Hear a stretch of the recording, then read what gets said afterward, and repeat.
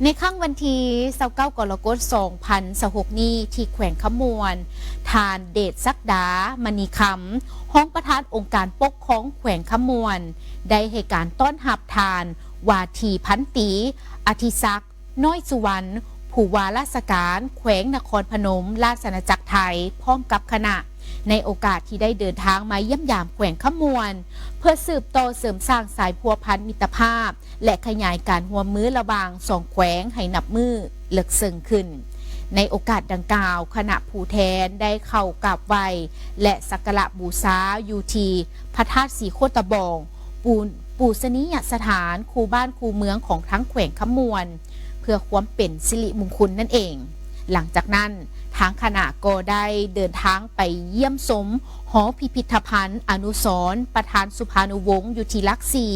และรับฟังการบรรยายประวัติศาสตร์และผลงานของประธานสุภานุวงศ์ผู้นำที่ดีเด่นต่อการปฏิวัติลาวพร้อมนั้นคณะก็ยังได้เดินทางไปเยี่ยมชมแหล่งท่องเที่ยวขุนกองแหลงอยู่ที่บ้านนาคือเมืองหินบูนเพื่อศึกษาทาแหงทางด้านการท่องเที่ยวและสมเบิงความงดงามของแหล่งท่องเที่ยวธรรมชาติของแขวงขบวนน้ำตื่นอีกด้วยสำหรับการเยี่ยมยามในครั้งนี้ได้สะท้อนให้เห็นถึงความสัมพันธ์อันแน่นแฟ้นและความร่วมมือที่ดีระหว่างแขวงขมวนและแขวงนครพนมซึ่งเป็นพื้นฐานอันสำคัญในการยกระดับการร่วมมือทางด้านเศรษฐกิจการค้าการท่องเที่ยวและการแลกเปลี่ยนประชาชนของทั้งสองฝ่ายให้นับมือแน่นแฟ้นและเกิดผลเป็นรูปธรรมหลายขึ้นบนพื้นฐานความสัมพันธ์อันดีของสองประเทศระหว่างสปป.ลาวและราชอาณาจักรไทยนั่นเองและนี่ก็พิธีดังกล่าวมันได้จัดขึ้นในวันที่28กรกฎาคม2026ที่ผ่านมานี้โดยการเข้าร่วมของทานคำแสงอาลีห้องประธานคณะกรรมการปกครองแขวงอุดมไซมีหัวหน้าห้องหัวหน้าแผนกการองค์การปกครองเมืองไซคณะกรรมการปกครองตาแสงตัวแทนภาคธุรกิจผู้ประกอบการองค์การปกครองพร้อมกับพ่อแม่ประชาชนภายในบ้านน้าสาวเข่าห่วมด้วยกันซึ่งในนี้นะคะผู้ชมในพิธีทานสมนึกศิริราชประธานคณะกรรมการปกครองตาแสงภูไซก็ได้รายงานถึงผลสำเร็จของการจัดตั้งปฏิบัติโครงการก่อสร้างเส้นทางเบตงเสริมเหล็กซึ่งว่าโครงการก่อสร้างเส้นทางเบตงเสริมเหล็กทางหอมอยู่ที่บ้านน้าสาวแม่นเป็นโครงการตัวแบบที่แสดงให้เห็นถึงความสามัคคีและการร่วมมือกันอย่างแท้จริงระหว่างภาครัฐองค์การปกครองบ้านภาคธุรกิจและก็ประชาชนการก่อสร้างตัวจริงแม้นได้เริ่มปฏิบัติมาตั้งแต่วันที่18จนถึงวันที่25มิถุนายนปี2026รวมระยะเวลาเป็น8วันโครงการประกอบมีเส้นทางหอมเบตงเสริมเหล็กจำนวน6เส้นมีลวงยาวทั้งหมดแมน802เมตรกว้างเฉลี่ยอยู่ที่4เมตรและความหนาเฉลี่ย15เซนติเมตรรวมมูลค่าการก่อสร้างตัวจริงทั้งหมดแมน1ตื้อ417ล้านกว่ากีบในนี้มีทุนสมทบจากประชาชนจำนวน150ล้านกีบทุนจากครั้งพัฒนาบ้านจำนวน850ล้านกีบงบประมาณสมทบจากทางภาครัฐจำนวน375ล้านกว่ากีบและทุนสุกยูจากทางรัฐมนตรีกระทรวงโยธาธิการและขนส่งจำนวน100ล้านกีบนอกนี้แม้นการสมทบจากทางภาคธุรกิจเอกชนและผู้ประกอบการที่เป็นวัตถุและก็เงินสดอีกจำนวนหนึ่งนั่นเองในโอกาสดังกล่าวทานคำแสงอาลีก็ได้กล่าวแสดงความย่องยอสมเสยต่อคณะรับผิดชอบโครงการองค์การปกครองบ้านทุกภาคส่วนที่อุปถัมภ์สุขยู่โดยเฉพาะแมนประชาชนบ้านน้าสาวที่ได้พร้อมจิตพร้อมใจกันเคลื่อนไหวสร้างผลงานอันใหญ่หลวงหันเอาแนวทางของภาครัฐเข้าสู่การปฏิบัติตัวจริงอย่างมีผลสำเร็จพร้อมทั้งเน้นหนักให้แก่องค์การปกครองบ้านและประชาชนจงพร้อมกันปกปักรักษาคุ้มครองเส้นทางที่ได้รับการก่อสร้างให้สามารถนำใช้ได้อย่างยาวนานเพิ่มทวีความสามัคคีและเป็นเจ้าการในการพัฒนาบ้านซองให้มีความสะอาดงามตามีความเป็นระเบียบเรียบร้อยพร้อมนั้นในตอนท้ายของพิธีทานคำแสงอาลีพร้อมด้วยแขนงการที่เกี่ยวข้องและองค์การปกครองบ้านก็ได้ร่วมกันตัดแถบผ้าพร้อมทั้งได้ลันโค้ง พื่อเปิดนำไส้เส้นทางเบตงเสริมเหล็กอยู่ที่บ้านน้าสาวอย่างเป็นทางการดังนั้นแล้วพวกเขาได้นำเอาเวียกงานดังกล่าวสำหรับการเคลื่อนไหวสุกยูเวียกงานในครั้งนี้แม่นได้มีขึ้นในวันที่30 กรกฎาคม 2026อยู่ที่แผนกวัฒนธรรมและการท่องเที่ยวนครหลวงเวียงจันทน์นำโดยทานธนงไสขุดไพฑูรย์รองประธานสภาประชาชนนครหลวงเวียงจันทน์พร้อมด้วยมีทานสอนไซสีสมพันธ์หัวหน้าแผนกวัฒนธรรมและการท่องเที่ยวนครหลวงเวียงจันทน์ในพิธีทานพรจันทร์แพงภูวันห้องหัวหน้าแผนกวัฒนธรรมและการท่องเที่ยวนครหลวงเวียงจันทน์ก็ได้ผ่านบทสรุปการจัดตั้งปฏิบัติเวียกงานที่พ้นเด่นในระยะ6 เดือนต้นปีและทิศทาง6 เดือนท้ายปี 2026โดยเฉพาะผลสำเร็จของการจัดตั้งปฏิบัติคาดหมายสู่สนที่สภาหับห้องในปี 2026เป็นต้นก็คือการลงสุกยุติดตามกวดกาการสร้างครอบครัววัฒนธรรมให้ได้ 1,200 ครอบครัวสามารถสร้างครอบครัววัฒนธรรมใหม่ได้436 ครอบครัวหรือเท่ากับ 36.33 ส่วนห้อยสาเหตุซักซ่าย้อนล้อท่าแผนงบประมาณหับไส้ในการจัดตั้งปฏิบัติและจะสู่สนให้ได้ลื่นคาดหมายบ้านวัฒนธรรมตัวแบบให้ได้1 บ้านสำหรับการจัดตั้งปฏิบัติบ้านวัฒนธรรมตัวแบบแมนเวียกอันใหม่ที่นอนอยู่ในคาดหมายฉะนั้นการจัดตั้งปฏิบัติตัวจริงยังซักซ่าปัจจุบันกำลังสุ่มใส่ลงเห็ดเวียกในแต่ละเมืองโดยได้สมทบกับบ้านและก็จะให้บรรลุตามคาดหมายที่วางไว้ในท้ายปี 2026นี้กวดกาประเมินผลบ้านวัฒนธรรมตามแผนปีให้ได้11 บ้านกำลังสุ่มใส่สมทบกับเมืองเพื่อแนะนำแบบฟอร์มการจัดตั้งปฏิบัติได้จำนวน8 เมืองซึ่งมีน้ำกัน29 บ้านและจะสู่สนให้ได้คาดหมายหรือลืนคาดหมายที่วางไว้นั่นเองพร้อมนั้นยังจะดึงดูดนักท่องเที่ยวเข้ามานครหลวงเวียงจันทน์ให้ได้2 ล้านเถื่อคนสร้างรายรับจากนักท่องเที่ยวให้ได้จำนวน$600 ล้านใน6 เดือนต้นปีสามารถปฏิบัติได้แม้นมีจำนวน1,100,000 กว่าคนนักท่องเที่ยวต่างประเทศกวมเอา90 ส่วนห้อยคาดคะเนสั่งรายรับจากนักท่องเที่ยว328 ล้านกว่าดอลลาร์สหรัฐลงประเมินมาตรฐานท่องเที่ยวอาเซียนเพื่อนำเสนอรางวัลในงานมหกรรมท่องเที่ยวอาเซียนให้ได้7 แห่งสำหรับการจัดตั้งปฏิบัติเวียกงานดังกล่าวนี้ตามแผนที่ได้จัดตั้งปฏิบัติทุกปีแม้นได้กำหนดเอาช่วงเวลาท้ายปีของแต่ละปีซึ่งจะลงมือจัดตั้งปฏิบัติส่วนการลงเผยแพร่นิติกรรมคงเขตวัฒนธรรมให้ได้180 บ้านสามารถจัดตั้งปฏิบัติได้แล้ว56 บ้านอยู่ที่เมืองไซธานีและมีแผนสืบต่อให้ได้อีก8 เมืองน้ำกัน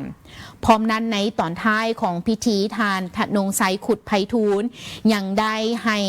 คำเห็นซี่นำเพื่อให้ทางคณะรับผิดชอบนำไปจัดตั้งปฏิบัติให้บรรลุตามคาดหมายที่สภาประชาชนนครหลวงเวียงจันทน์ได้รับห้องเอาไว้อย่างมีประสิทธิภาพนั่นเองและนี่ก็ถือได้ว่าเป็นเวียกงานของสภาประชาชนนครหลวงเวียงจันทน์ได้ลงสุกยู่เวียกงานพร้อมกัน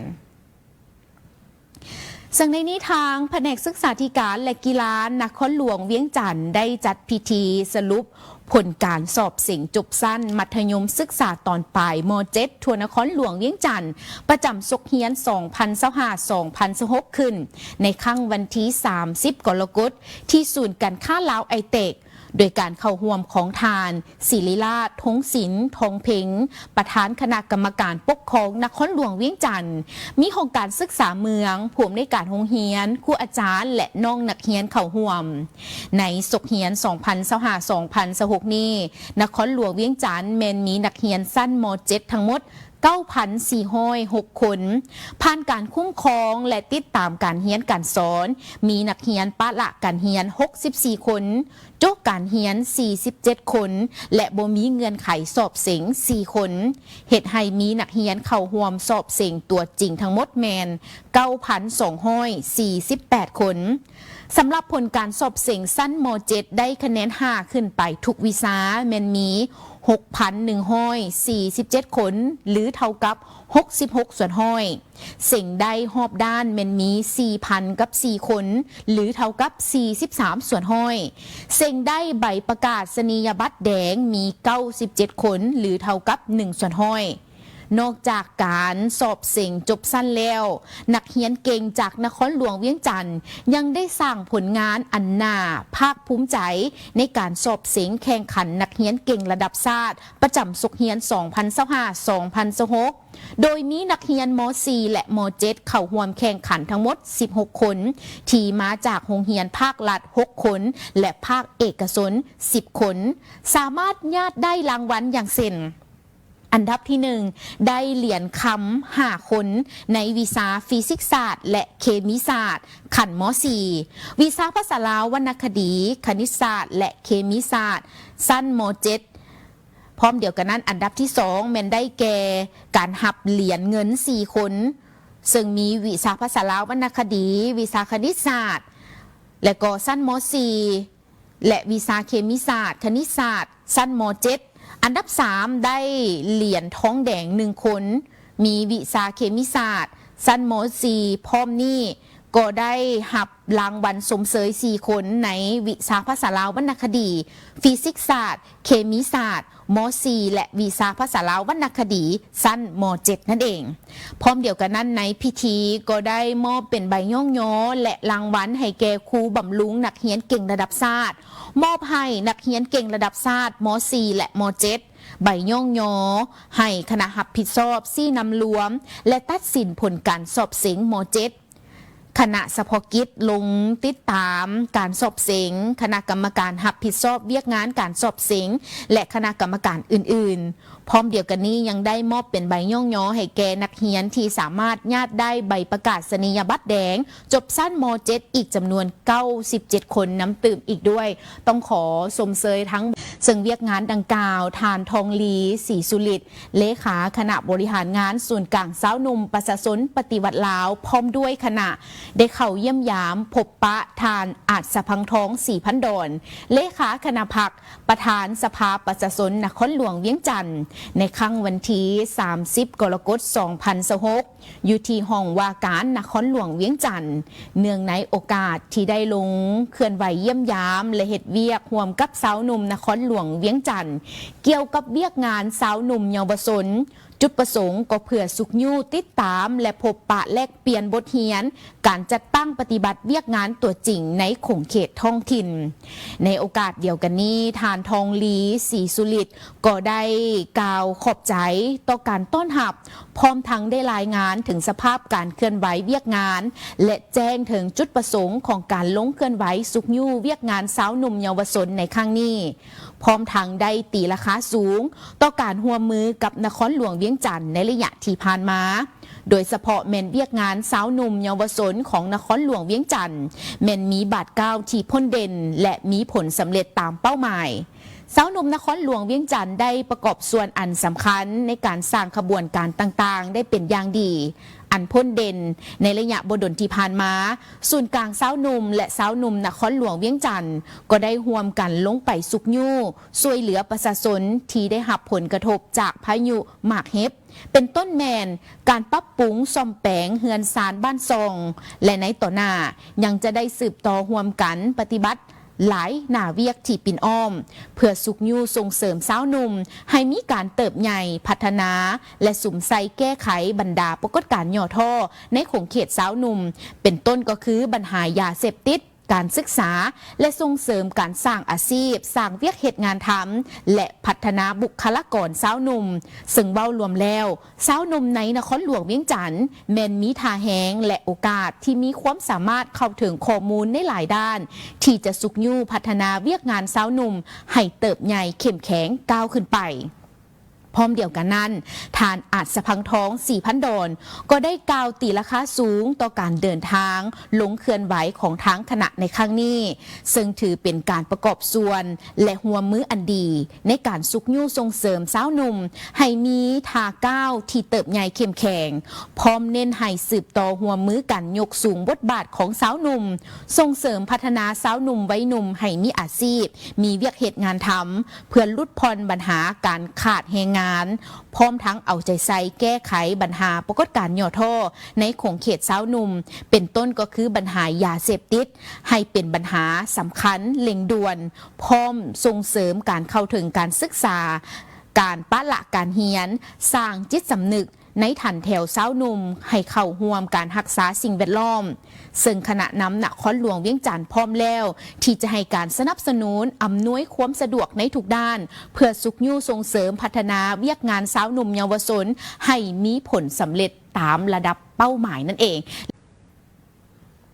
โดยตอบสนองตามคำเสื้อเสริญของทานสหายเหวียนวันกวงเลขาธิการศูนย์กลางภาคประธานศาลประชาชนสูงสุดแห่งสสเวียดนามคณะผู้แทนขั้นสูงของศาลประชาชนสูงสุดแห่งสปป.ลาวนำโดยทานสหายไพวีศรีบัวลิภากรรมการศูนย์กลางภาคประธานศาลประชาชนสูงสุดแห่งสปป.ลาวได้เดินทางไปเยี่ยมยามพบปะและเฮ็ดเวียกอยู่ที่สสเวียดนามตามการเสื้อเสริญอย่างเป็นทางการในระหว่างวันที่27ถึงวันที่30กรกฎาคม2026นี้สำหรับการเคลื่อนไหวเยี่ยมยามและเฮ็ดเวียกอยู่ที่สสเวียดนามของทางคณะผู้แทนขั้นสูงของศาลประชาชนสูงสุดแห่งสปป.ลาวในครั้งนี้แม้นเป็นการแสดงให้เห็นถึงการเคลื่อนไหวพัวพันหัวมืออย่างต่อเนื่องรอบด้านและลึกซึ้งในกรอบบทบันทึกการหัวมือสองฝ่ายที่ได้ลงนามกันในปี 2008เป็นการร่วมมือของ2องค์การตุลาการของ2ประเทศเพื่อเน้นใส่เสริมสร้างสุขยู่และแลกเปลี่ยนบทเรียนเกี่ยวกับการปรับปรุงด้านการจัดตั้งในระบบศาลเวียกงานการบริหารศาลบริหารคดีให้มีประสิทธิภาพและมีประสิทธิผลยิ่งขึ้นซึ่งทั้งสองฝ่ายได้ตีราคาสูงต่อผลสำเร็จของการร่วมมือในระยะผ่านมาเนื้อในหัวข้อการพบปะในครั้งนี้สองฝ่ายได้เซ็นบทบันทึกสวยจำ MOU ฉบับปี 2026 เพื่อให้สอดคล้องและถูกต้องกับสภาพตัวจริงของปัจจุบันเฮ็ดให้ศาลประชาชนของสองประเทศยับเข้าใกล้กันช่วยเหลือซึ่งกันและกันแลกเปลี่ยนบทเรียนซึ่งกันและกันในเวียกงานบริหารคดีบริหารศาลของศาลสองประเทศเป็นการเสริมสร้างสายพัวพันมิตรภาพอันยิ่งใหญ่ระหว่างสองชาติลาวเวียดนามเว้ารวมเว้าเฉพาะแม่นระบบศาลประชาชนของสองประเทศให้นับมือก้าวสู่ล่วงเลิกและแตกดอกออกผลยิ่งขึ้นไปพร้อมเดียวกันนั้นในโอกาสเดียวกันคณะดังกล่าวยังได้เข้าเยี่ยมคำนับทานสหายโตเหลิมเลขาธิการใหญ่ประธานประเทศแห่งสสเวียดนามและทานสหายก็ได้เน้นนักถึงความสำคัญของการร่วมมือทางด้านตุลาการในสภาพการที่ลาวพร้อมสุ่มใส่การปรับปรุงโครงสร้างรัฐบาลการจัดตั้งระบบการปกครองท้องถิ่นให้เข้มแข็งและสร้างลัทธิปกครองด้วยกฎหมายสังคมนิยมซึ่งทานได้ยืนยันว่าเวียดนามถือสำคัญและให้บุริมสิทธิ์สูงสุดในการปกปักรักษาและเพิ่มพูนสร้างสายพัวพันมิตรภาพอันยิ่งใหญ่ความสามัคคีที่พิเศษการร่วมมือรอบด้านและการพัวพันยุทธศาสตร์เวียดนามลาวและทานก็ยังได้เสนอให้ส่งองค์การตุลาการเพิ่มทวีการร่วมมือในขงเขตหันเป็นดิจิตอลสร้างสารอิเล็กทรอนิกส์เพื่อฝึกอบรมพนักงานผู้พิพากษาและสมทบกันในการต้านอาชญากรรมข้ามชาติอาชญากรรมทางเทคโนโลยีสูงด้านการฆ่ามนุษย์และยาเสพติดอยู่ที่บริเวณซ้ายแดนน้ำตืมอีกด้วยและนี่ก็ถือได้